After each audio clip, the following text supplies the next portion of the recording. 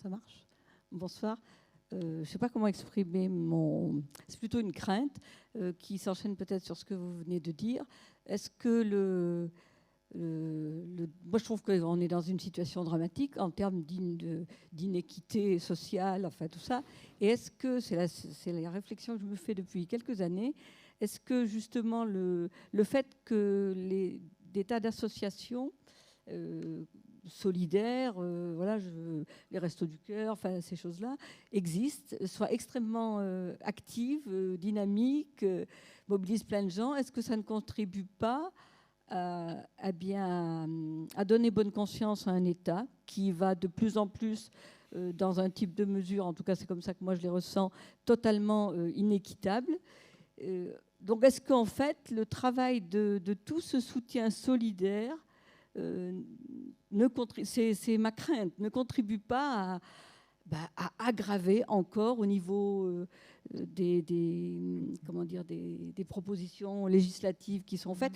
Enfin, je sais pas, moi, il me semble, c'est pas très clair peut-être ce que je dis, mais on entend aux informations là depuis quelques jours, on arrive fin mars, c'est le temps des expulsions. Oui. On va pouvoir réexpulser des gens. Oui. Et on annonce ça entre les résultats du match de foot. Enfin, je sais pas si vous, voilà. Donc voilà, à votre avis, dans quelle mesure les associations entretiendraient presque le démon contre lequel elles essaient de se battre pour prendre une image? Merci. Je suis aussi embarrassé que vous pour répondre à cette question parce qu'aujourd'hui, on a 3 600 000 chômeurs. On a 8,5 millions de personnes sous le seuil de pauvreté. Bon, j'arrête là. Le travail précaire, en particulier pour les jeunes, les femmes, je ne parle même pas des étrangers. Enfin, bon, je peux continuer comme ça. Et effectivement, la question qui se pose, mais ça aussi, c'est une question ancienne, est-ce qu'on doit se battre pour que l'État prenne davantage en charge tous ses besoins sociaux, ou doit-on, comment dirais-je, travailler au sein des associations qui sont développées très massivement ces dernières années pour commencer à répondre à ce genre de choses. Et là encore, on voit que c'est un débat très actuel, mais c'est aussi un débat historique. Je vais prendre un exemple. En 1930 a été instauré ce qu'on appelle les assurances sociales. Les assurances sociales, c'est ce qu'il y avait entre la loi sur les retraites ouvrières et paysannes de 1910 dont je vais parler et la sécurité sociale. Les assurances sociales assuraient une plus large partie de la population, 8 millions en 1930, 15 millions à Libération, donc c'est important, sur le plan de la maladie et des retraites. Bon, les assurances sociales ne couvraient pas les fonctionnaires. Bon, et parmi eux, les enseignants. Il y a eu un débat parmi eux entre ceux qui voulaient faire pression pour que l'État prenne en charge ces catégories et ceux qui disaient construisons nos mutuelles.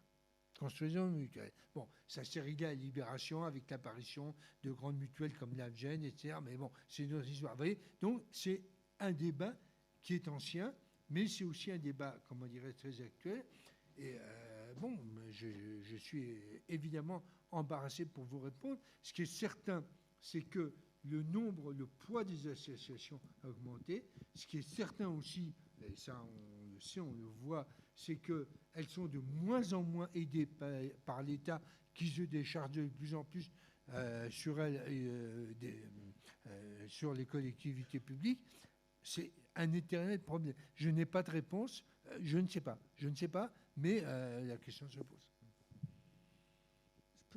Je peux reprendre. Mais moi, je fais une différence qui est peut-être pas pertinente entre des associations. Monsieur a parlé des AMAP qui se créent, des mouvements citoyens, entre des associations, je ne sais pas comment dire, où on essaie de faire que chacun ait sa place active. C'est peut-être mal décrit, et d'autres qui sont dans dans la gestion de l'urgence vitale qui consiste à donner un logement à des gens, à manger à des gens, et après, qui du coup n'ont peut-être ni l'énergie ni le temps de de permettre après à ces gens-là d'intégrer aussi des démarches de enfin c'est un peu maladroit, de citoyenneté active. Vous voyez, je fais une différence entre ces deux types d'associations et d'engagement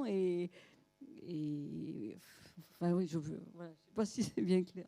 Si, c'est tout à fait clair. Ça rejoint les distinctions que, me semble-t-il, que j'ai faites en conclusion entre deux perspectives, ou bien un autre projet de société, ou bien réparer les besoins sociaux. Réparer les besoins sociaux, effectivement, ce sont deux logiques différentes. Alors, dans les associations, ça continue d'être une nébuleuse, donc il y a effectivement ces deux catégories. Et on peut dire aussi, histoire de compliquer un peu le problème, que l'action peut-être pionnière des associations peut parfois être reprise par l'État. Ça s'est vu aussi. Ça s'est vu aussi. Donc, je ne dis pas ce qu'il faut faire parce que je n'en sais rien, mais bon, il y a tous ces problèmes à acter.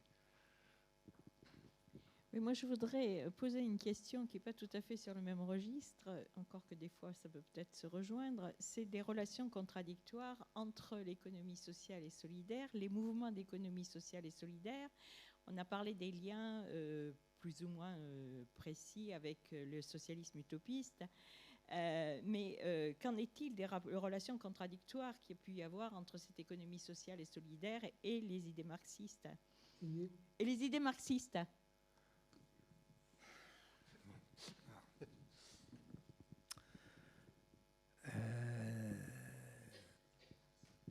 Bon, là aussi, je vais essayer de répondre en disant que, évidemment, ça dépend quelle lecture on a de Marx. Mais bon, là aussi, je vais être schématique, mais enfin bon. Je vais parler de Proudhon. Vous savez que Proudhon s'est opposé à Marx, en particulier, et là encore j'y reviens, sur la question de l'État. Et je pense que le courant, enfin, ce qui existait, qui s'est réclamé du courant marxisme en France depuis 1880, c'est l'époque où le marxisme a commencé à être introduit, d'ailleurs de façon schématique, mais enfin, peu importe, en France.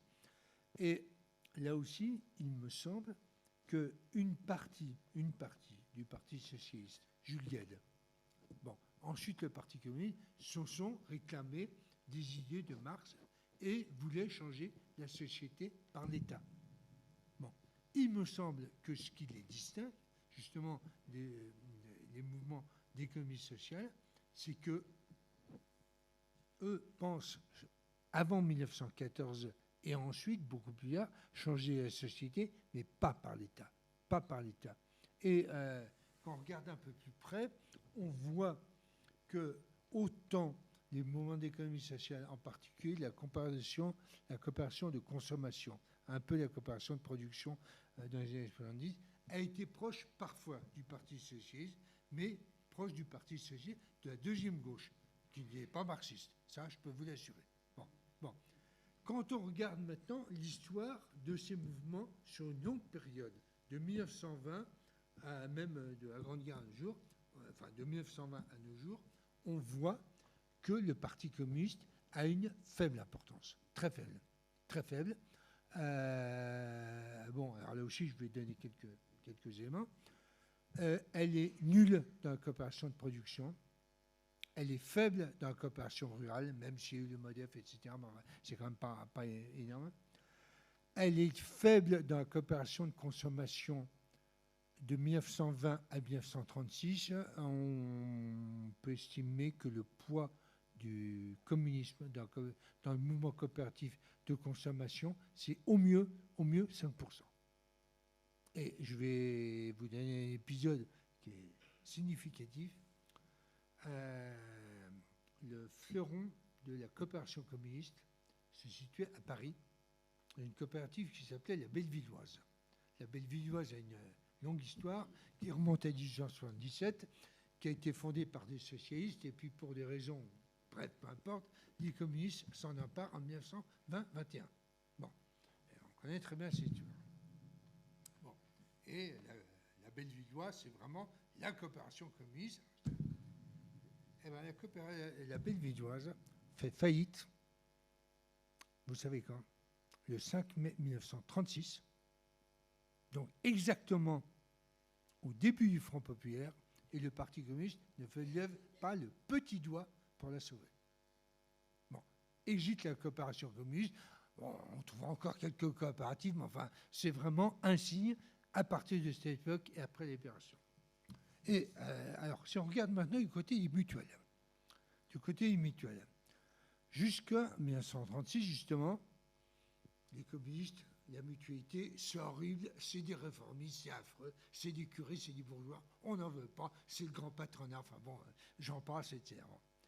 Et puis, changement, parce qu'il se passe beaucoup de choses au Parti communiste et à la CGT en 1936, et en particulier le fait que l'on comprend, et les grands dirigeants, Maurice Thorez, Benoît Frachon, d'autres, comprennent qu'il se passe des choses très importantes et qu'il faut aussi s'intéresser à la vie de travail hors de l'entreprise, hors de l'usine. Il faut s'occuper de la question des loisirs, il faut s'occuper de la question du logement, il faut s'occuper de la question de la santé.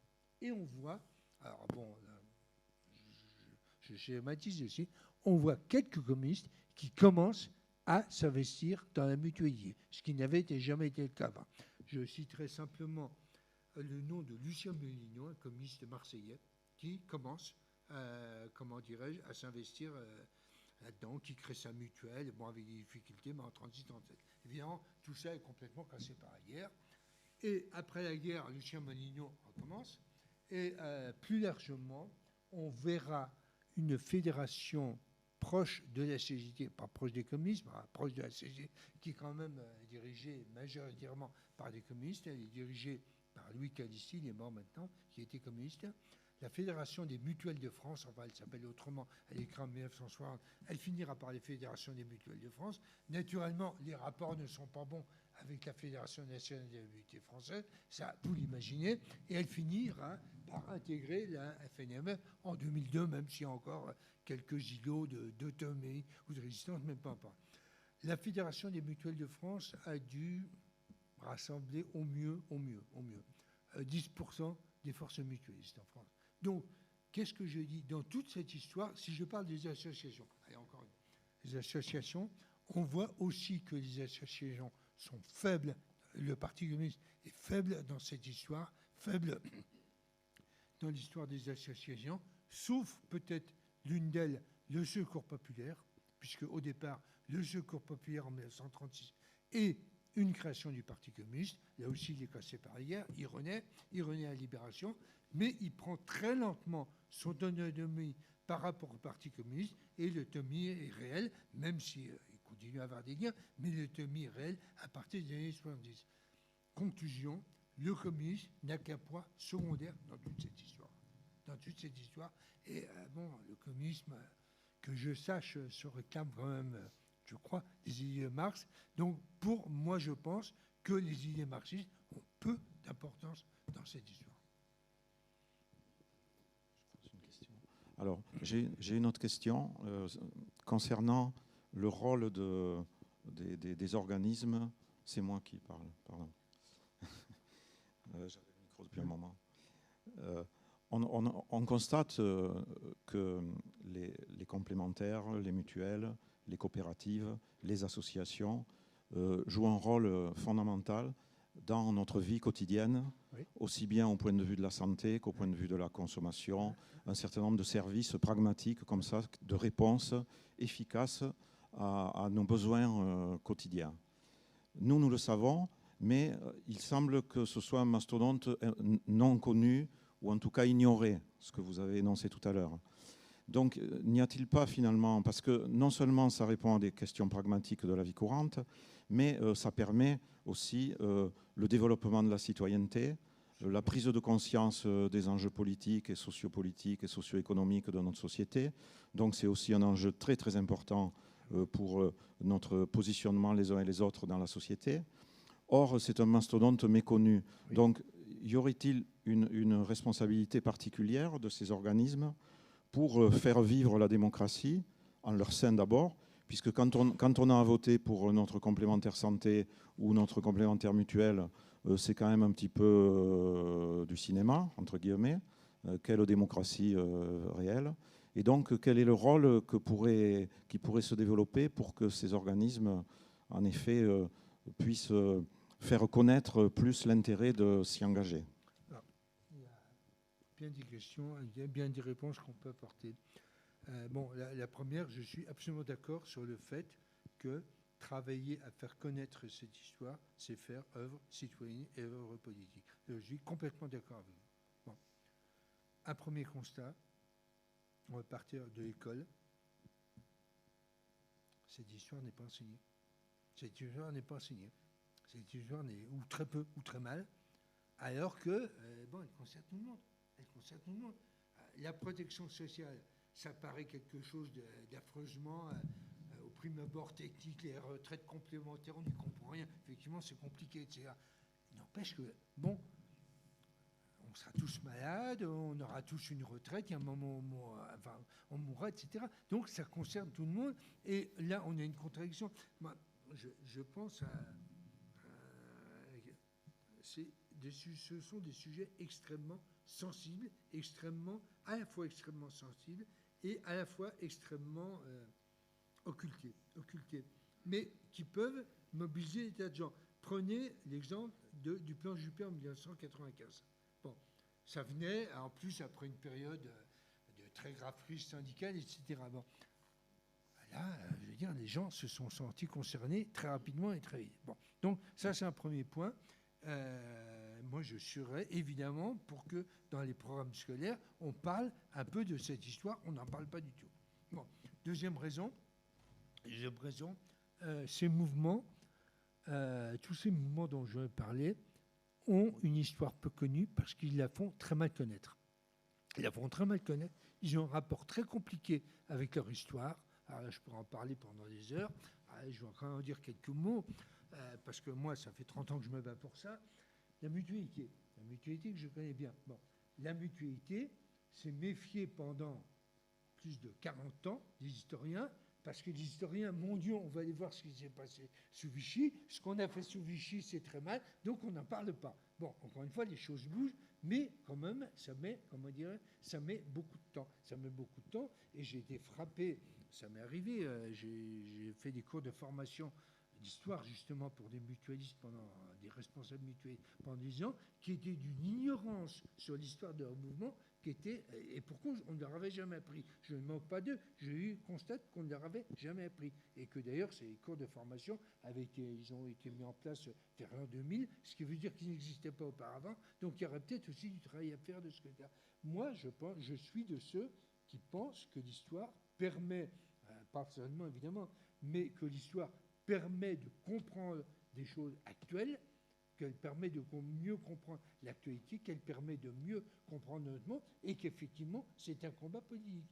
J'ajoute que, là aussi je pourrais en parler au moins, du côté des universitaires, bon, même si les choses bougent, mais elles bougent avec une sage lenteur, il n'y a pas un intérêt palpitant pour, cette histoire, pour quand même, je le dis quand même, il y a un très beau livre qui a été fait par un de mes collègues qui s'appelle André Guélin, sur l'histoire de l'économie sociale au XIXe siècle. C'est vraiment un livre de base, c'est vraiment... il y a deux choses.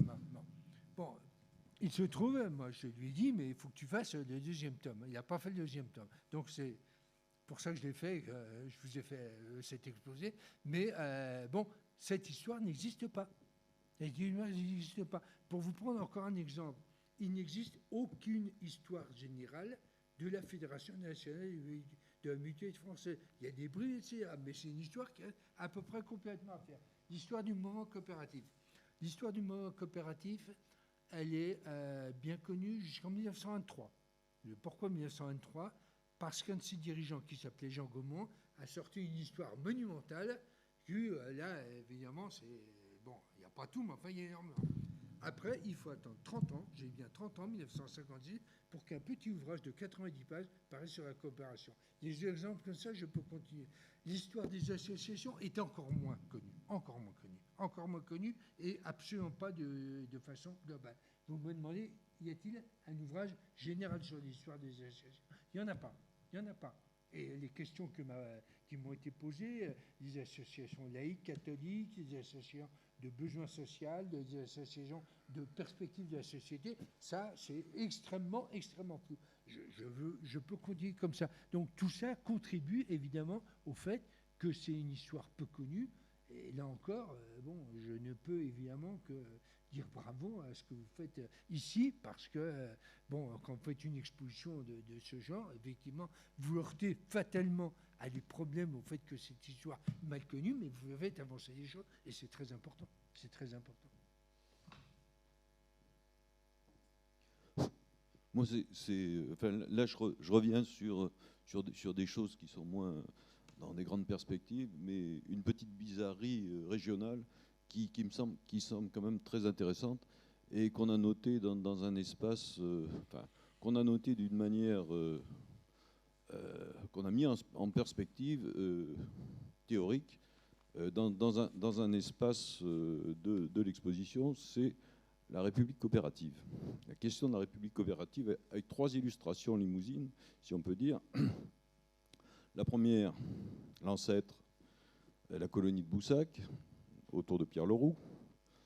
La deuxième, qui a été identifiée il n'y a pas très longtemps, il y a quelques jours, dans le cadre d'une conférence qui a eu lieu à Saint-Junien, qui est Saint-Junien au XXe siècle, 1902-1975. C'est l'âge de l'Union syndicale ouvrière de Saint-Junien, coopérative de consommation, communiste. C'est, pour rebondir par rapport à la question de tout à l'heure, c'est ça le grand paradoxe. Enfin, la Rolls des républiques coopératives contemporaines est communiste. Et la troisième, là on reprend le titre « Une tradition d'avenir ». Alors, je dirais ça un petit peu ironiquement, la République coopérative du plateau de Millevaches,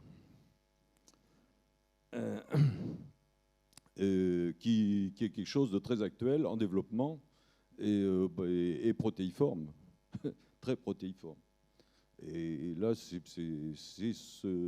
cette caractéristique d'ailleurs qui pourrait permettre de dire qu'on a affaire à quelque chose qui est un peu différent de ce qu'on appelle ici ou là, un petit peu partout sur le territoire, surtout dans les régions rurales. Bon, les expériences dites alternatives, bon, de toutes sortes, hein, dont par exemple une médiatique emblématique étant celle de Pierre Rabhi, par exemple.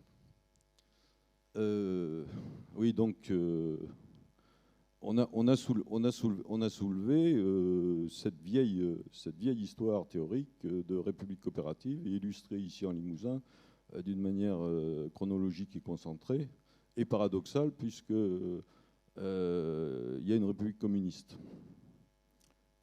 Car aussi bizarre que ça puisse paraître, un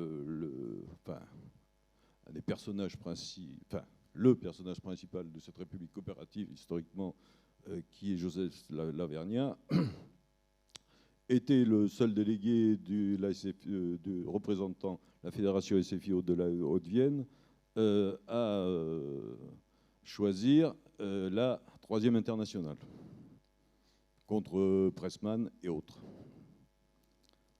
Voilà, c'était juste ça que je voulais signaler, et ça fait partie aussi de nos trouvailles, d'une certaine manière, et nos contributions à par rapport à une région qui est quand même assez incroyable de ce point de vue-là, et par rapport à cette histoire. Cette histoire qui est méconnue. Et voilà, donc c'est aussi pour faire la pub pour ce qu'on fait. Hein, donc, join us. Les jeunes générations surtout.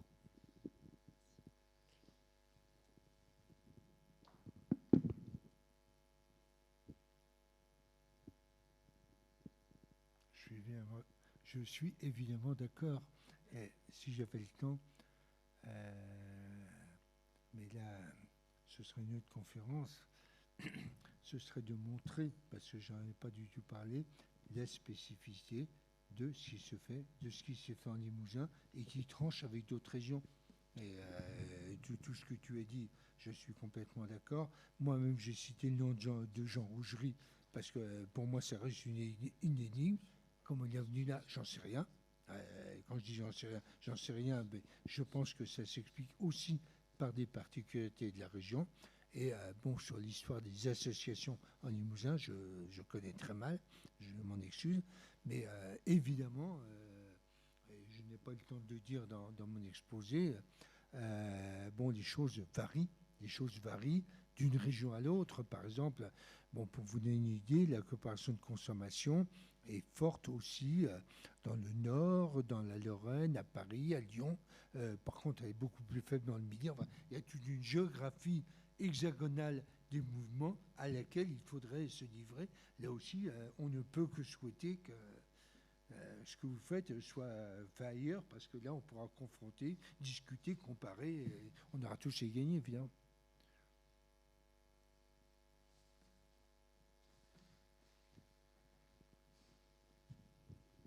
C'est peut-être la dernière qui me dit mon voisin, il a peur que... Bon, très rapidement, merci Michel pour ton exposé. J'ai beaucoup apprécié le problème, hein, d'ailleurs qui restera réglé, de l'intervention de l'État. Quand on voit toutes les associations en difficulté à cause de la baisse des subventions, c'est le premier point. Quand on voit les services à la personne, parce que ça, je suis très, très, très intéressé par ça, avec la différenciation qui fait que, par exemple, si c'est du privé, vous mettez une personne âgée dans un EHPAD, par exemple privé, 3 500, 4 000 euros. Si vous les mettez dans un EHPAD public, parapublic plus exactement, 2 000 euros. S'il reste chez lui, 1 500 euros. Donc là, la problématique est la suivante. Tu n'as pas été assez démonstratif quant à l'intérêt qu'il y a à rendre attractif une association qui serait appuyée sur l'économie sociale et solidaire, comme une tradition d'avenir, en changeant le point d'interrogation, en mettant un point, comme il disait Jean-François Drapery l'autre jour, d'exclamation pour dire que c'est un passage obligé. Qu'est-ce qui fait qu'à l'heure actuelle, les jeunes vont pouvoir choisir une association qui a des valeurs? Et comment faire la démonstration de ces valeurs qui ne s'appuient pas que sur le descriptif de l'histoire, mais qui fait qu'il va y avoir un changement de mentalité qui va pouvoir s'opérer. On a parlé des circuits courts tout à l'heure. Mais les circuits courts, qui peut se payer les circuits courts, les produits biologiques, hein, la malbouffe, ben les gens qui n'ont pas d'argent, ils vont choisir le produit le moins cher, ils ne vont pas choisir le produit le plus cher. Donc il y a toute une représentation des circuits courts qu'il faudra changer au niveau des représentations et être plus démonstratif. Tu as parlé des universitaires, moi, Bernard Lacor, on en a beaucoup parlé. La coopération à l'école, l'entraide à l'école, ces valeurs de solidarité, de démocratie, ça commence par là, Michel. Merci. Complètement d'accord. Là, je n'ajoute rien parce que je suis évidemment d'accord avec tout ce que tu dis. Qu'est-ce qu'il y a? Est-ce qu'il y a d'autres questions scolaire dont j'aurais pu parler aussi, bien sûr, évidemment. Est-ce qu'il y a d'autres questions? Michel? Ce qui a été dit sur les programmes scolaires, étant anciennement prof de lycée professionnel, moi j'ai enseigné à mes classes de CAP, BEP, la législation du travail. Et donc, les élèves, ils sortaient dans le monde du travail en sachant ce que c'était que la sécurité sociale, ce que c'était que le salaire indirect, ce que c'était qu'une caisse de retraite, ce qu'était, etc., ce que c'était qu'un comité d'entreprise, etc., etc. Et ceci a complètement disparu des programmes. Il n'y a plus aucun jeune qui, avant de rentrer dans le monde du travail, n'a connaissance de ces éléments-là. Et ce n'est qu'une illustration par rapport à ce qui a été dit sur la connaissance de l'économie sociale et solidaire. C'est l'illustration concrète sur l'aspect code du travail, parce que puisqu'on a une question d'actualité aujourd'hui, bah oui, on en parle beaucoup. On parle charge sociale. Moi, je ne parlais pas de charge sociale à mes élèves. Juste une remarque. Je ne sais pas si c'est disparu. Je pense plutôt que vous avez été une exception. Non. Ouais, bon, je veux bien. Je veux bien. Ouais, ouais.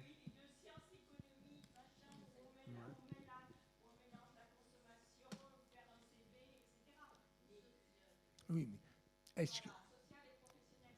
Ok.